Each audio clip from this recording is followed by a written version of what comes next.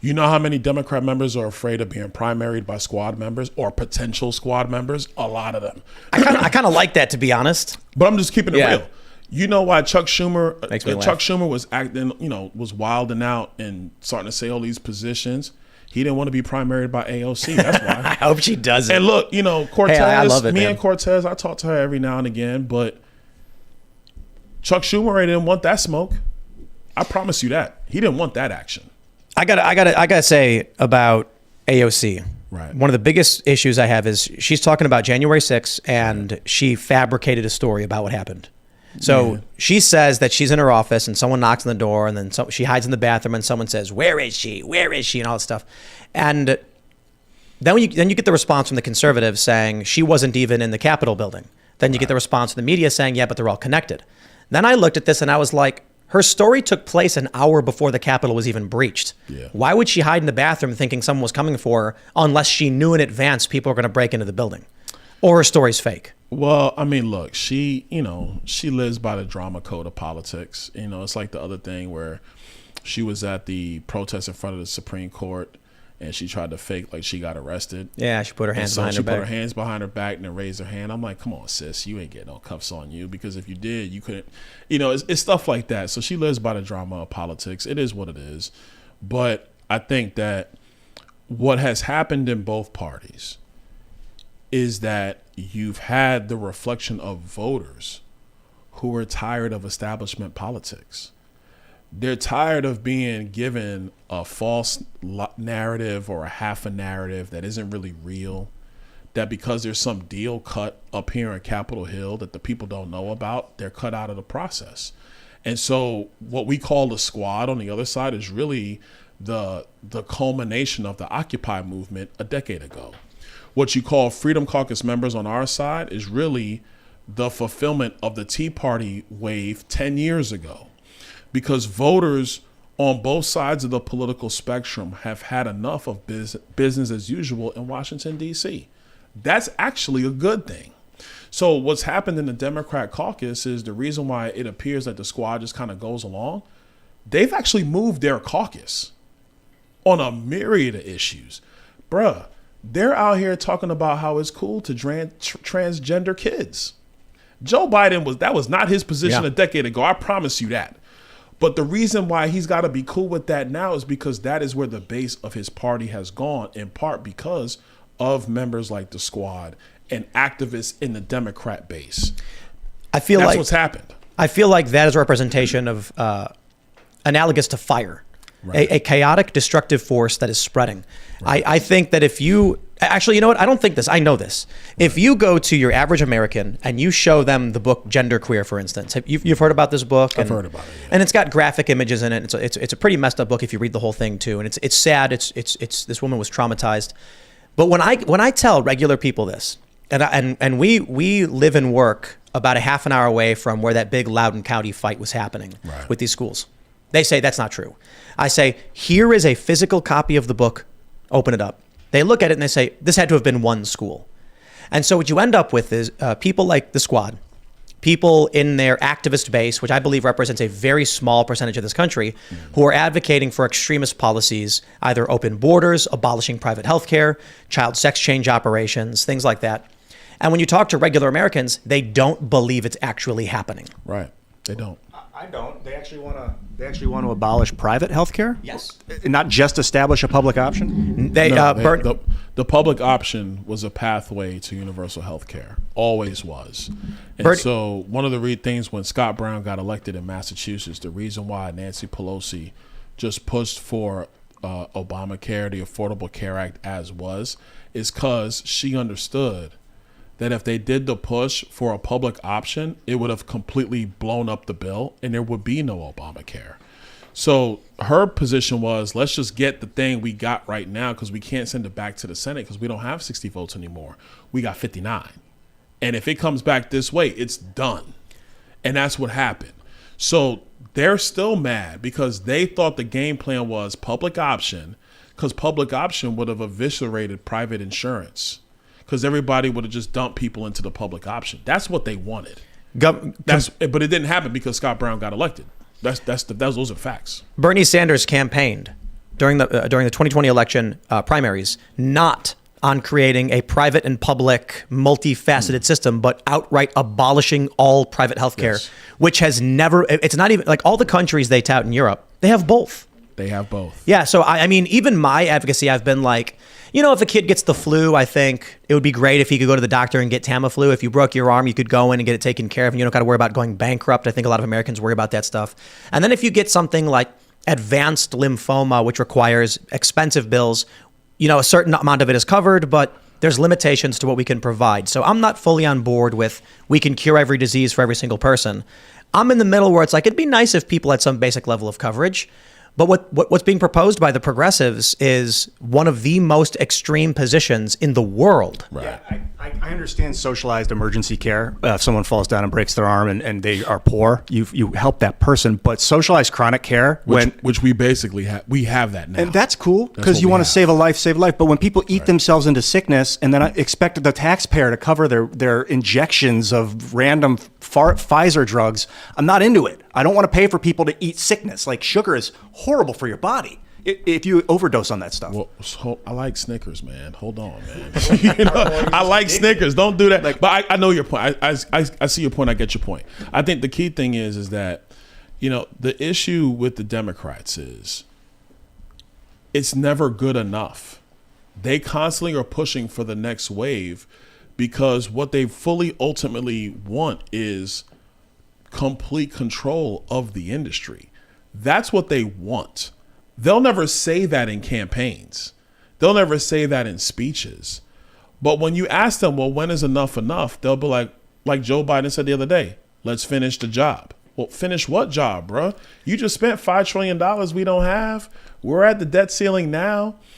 You created a labor shortage in our economy. Like when you pay people to stay home, what you do is create a labor shortage.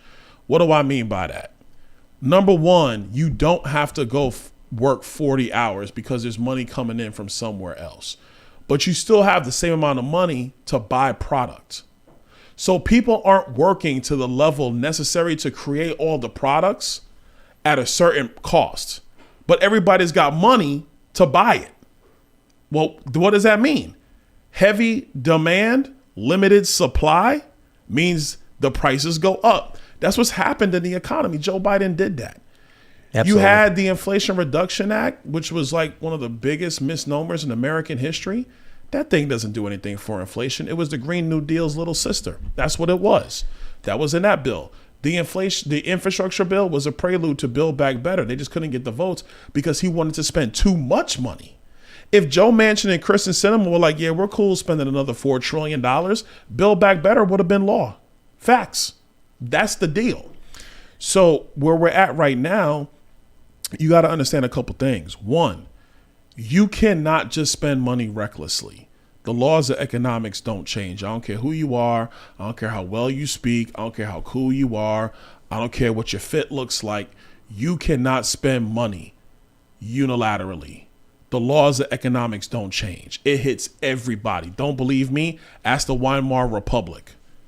So people super chatted us the other day when he said, let's finish the job. Right. We had a great super chat. Sorry, I can't remember the name of the individual who chatted us, but he said he's referring to jamming the knife in the back of the gasping corpse of the economy. Yeah. He's saying, let's finish it off. And to those that know his policies have resulted in damage, chaos, inflation, et cetera, it sounds like he's saying, let's make it worse. Like, I'm not tinfoil hat guy. That's not me. Like, you know, I'm a city kid, man. I deal in common sense. My grandmother, God rest her soul, was from Jamaica. She would always be like, Byron, you have to have common sense, boy. You must think right. That was her. I deal in common sense. But when you look at the policy outcomes of where they want to take us, that's only because the only way you can fundamentally make changes in our economy, which is the best by far, the best in the history of the world, is you have to make it so hard to earn money. You have to make it so difficult to keep wealth that there has to be some fix from Washington, D.C. And the fix is only more control up here with people who, frankly, with all due respect to my colleagues, they don't have the intellect to manage your life. They don't have it. I know one thing that they've done. We got a bunch of new people coming in. Is that who that is? A lot of the when they printed all this money, they're telling American people that trust us, modern monetary theory. But what the trick is they're not investing the money in infrastructure programs, production and things. Right. That's monetary theory, is that you print $10 trillion, you put it into factories so that you start producing goods that are worth more than the 10 trillion. They're not producing the things. They're just putting it in bank accounts. Look, let me keep it real simple about modern monetary. For every one of your listeners that's got a little brother or a little sister, let them just spend whatever they want, regardless of how much money's in the family's bank account. How's that going to work? It's an unmitigated disaster. And mom's going to be mad. Somebody's getting a spanking. I still believe in spanking. I got kids. I spank my kids. It's whatever. You know, social media can get mad at me, but it is what it is. Somebody's in trouble. You cannot just spend money without any controls on what comes in. Nobody can do that. If you borrow money incessantly, you create the situation where republics have fallen. That's what's happened to too many republics in the history of the world. So when you have conservatives like myself who say, look, control spending, make sure you're doing it the right way. When you do that, you create the environment for economies to thrive, for people to grow, etc. Real quick, because I'm going to do it a quick segue. Because he usually segues for me. I get the opportunity to segue from him. Ladies and gentlemen, man sitting down in the room right now. He is the forerunner of what it means to bring the diesel, to question people. This is the guy you see with no jacket on but a tie and a dress shirt. He is the guy that myself, Bobert, and so many of us have watched on TV and in committee hearings, grilling the Democrats day after day after day. This is one of the forerunners of the conservative movement in our country, my good friend, the honorable from Ohio, Jim Jordan. Byron, thank you. Tim, good to be with you. Yeah, how's it going, man? I'm doing fine. Byron's doing the interview here now. He's Byron. Listen. I've been down to Naples and talked to all his Republican buddies. I was gonna start though with what is it called? Chicken City? Yeah. So my wife, she literally built. We have 8 acres out in the country around her family's farm. She built her. I call it the Taj Mahal. She built her own chicken coop from scratch. She did it all. And now we have the security camera stuff up, but she can watch her chickens via security camera. So we got great eggs and all. But I understand you guys are. This is your thing too. So it's amazing. Yeah, we have Chicken City. We've got, I think, 30 or so chickens. We've got a camera. You can watch them all day. There used to be a couple, but now it's just one. Watching them all do their chicken stuff. Yeah, chickens are hilarious. They are funny. Yeah. She's had to save.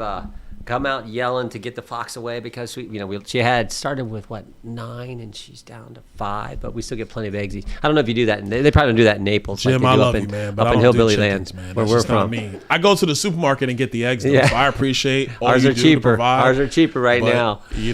I'm gonna come by and get, they're cheaper. Yeah. Because I got sons and they eat like eggs all the time because they're all lifting weights and whatnot, and I'm out on training. Good. They're training all the time. Real quick, I want to ask you this one question, and then I'm going to turn it over because I'm not an interviewer. I answer too many questions these days. My question for you, and I've never asked you this question. Okay. What was the thing? What was the aha moment that made you realize that conservatism was the path forward for the country? I was raised in a conservative family. Although my dad was a Democrat, he was a union worker for General Motors, and like a lot of Americans in 1980, decided enough of this Democrat stuff. He's gonna vote for the Reagan guy.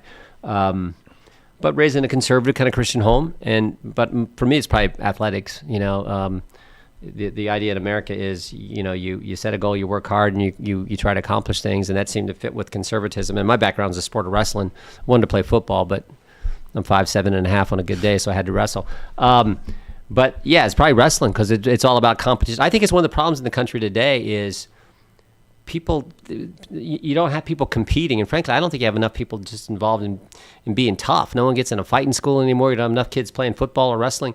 I think that's a problem. So probably came from my background in the sport of wrestling because I started when I was in 3rd grade and did it for the longest time. Did you want to be a professional wrestler, Jim? No, there's no real professional wrestling in amateur wrestling. I wanted to be a state champion. You never wanted to be WWE champion? No, that's for big guys like you, Byron. That's for guys like you. So, time out. Real side point, and I'm gonna give up the headset and the microphone. So I went to a WWE event Oh, golly. in my district, right? Yeah. Because I actually like pro wrestling. Yeah. It's a thing for me. Yeah. I like the showmanship and all that. It's fun. It's interesting. So I go in the locker room, right? They gave me like the treatment. They're like, we're going to bring superstars in to meet with you. I was like, okay, cool. You know the thing I realized? I'm bigger than most of the dudes on the Really? roster. I got pictures with Big E, who was WWE champion at the time before he broke his neck because somebody did a suplex and they messed him up. Hopefully, shout to Big E. Hopefully he comes back. But I took a picture with the Money in the Bank briefcase. I got a picture with it, and I'm like 3 inches taller, and I'm like thicker than him, and I'm like, oh, I could do this. The only WWE people I know are the ones who are in real wrestling. Gable Stevenson was 3-time NCAA champ and Olympic champ, and now he's went in WWE and doing fine. And he's a guy who's 275. He wins the Olympics, and 275, 6 foot whatever, does a round off into a full back layout, and I'm like, 265 can do. I mean, he's an athlete, so they are athletes, but it's entertainment. Okay, that's the end of my WWE dreams because I'm 275, and trust me, I ain't doing that no more. So we're done. All right, well, sorry, Vince can't sign me. Let's talk with Congressman Jordan about Twitter. Do you want to hop over here and grab the mic from Byron?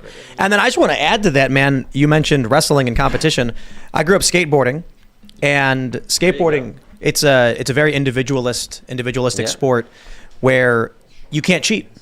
If you want to succeed at the trick, you have to commit to it, and if you don't do it, that's it. You didn't do it. It's for you, not anybody else. Well said. So there's a lot of risk taking, there's a lot of overcoming fears and real life lessons that come with it. When you're first standing on top of a mini ramp or a half pipe, looking down, about to drop in, it's terrifying. I can imagine. But you can't fake it. Yeah. You can't pretend. No. So let's talk about Twitter, because I mean this is the Twitter files. It's a big deal. It's funny you say that because you want to grab the mic and keep a little close? Wrestling is the same way. When you step out there on the mat, it's just you, God, and your opponent, and you win, you lose, and there's no one to blame, no one to. It just that's the way it is, and it sort of teaches you to deal with things, just like you had when you're standing on top and going down into with the skateboarding. What do you call it, the half pipe or the half pipe, pipe, quarter pipe, yeah. Various sizes. You're competing against yourself. Yep. If you want to get that good feeling of accomplishment, you can't lie to yourself. You didn't do it. Right. Yeah. Right. So I think that that instilled in me a lot of ideas of personal responsibility, individualism, etc. And I think getting into skateboarding as a sport when I was younger, and then having the ability to overcome and accomplish yourself, your goals and yourself with no one in the way, I think probably led me to be more independent and individualist. But I do think physical activity and competition is important. So you were mentioning, I'm a lot older than you, but when I grew up, you competed every day, and I went to a little local country public school. You competed in the classroom. You learned your multiplication tables. You did this thing you called Around the World. You had to try to say that faster than the person you stood beside, and it was a competition. You kept moving. It was like a bracket. Is it the math thing? Yeah. Yeah, we used to do that too. Yeah, it's like that's good. I don't know if they even allow kids to do that in school today. On the playground, we played kickball. We played football. We played the game that you can't even say the name. You throw the ball up, someone catches it, you run around, everyone tackles him, and you got in a fight. Every couple of weeks you get in a fight with somebody. It was all good. That's life on the play. That's life on the playground. And it wasn't a grudge. You just got in a fight because he out safe in kickball. Oh, no, we're going to get in a fight and everything's fine. But I think we're losing some of that, and I don't know that that's good. Thanks for watching this clip from the Timcast IRL podcast. Hang out with us live Monday through Friday at 8 p.m. and become a member over at timcast.com for uncensored, members-only shows exclusive. Thanks for hanging out, and we'll see you all next time.